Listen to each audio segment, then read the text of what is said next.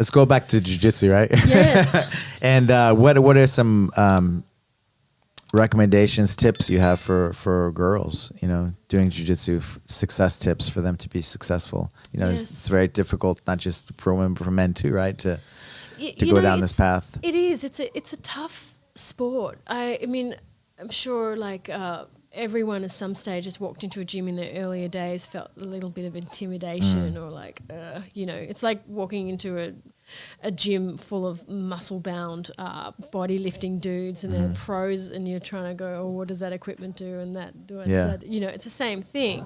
So I think particularly though with women, the way we're wired is what we need is a collective support network. So men work in a linear hierarchy, women work in a circular collective group.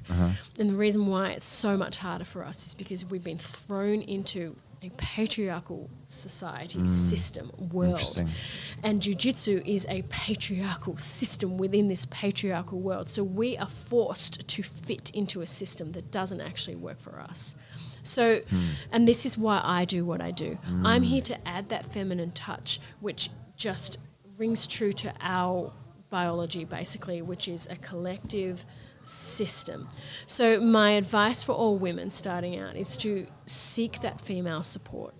Go to gyms where there are females already there that have that welcoming nature, not the bitchy competitive nature as well, because there's plenty of gyms that have that, and I have a theory for why that occurs.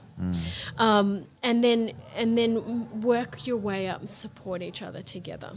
My other thing is with a woman, most likely you'll be training with bigger, stronger opponents, right, the men. And so speak up.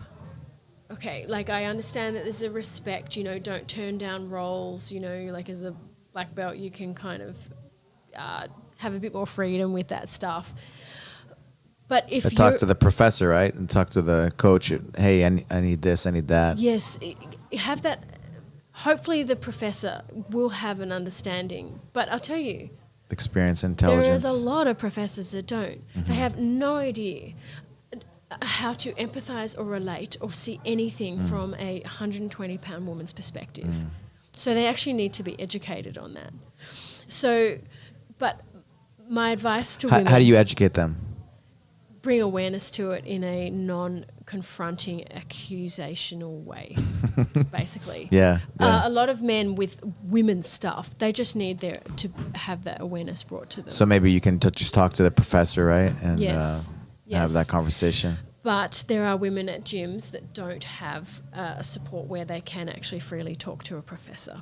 So, I understand that the women can talk to you openly and freely.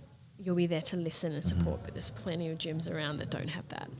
So if a woman is in that gym, she has to take the reins, she has to take charge because she has to look out for her body. And if she's 120 pounds or whatever, she has the right to say, no, I'm not going to roll with you. No, basically.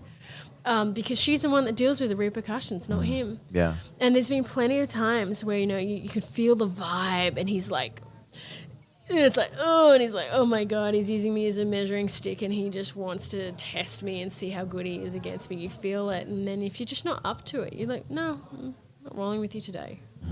I'm not willing to be your measuring stick today. And there's no justification. It's just a no.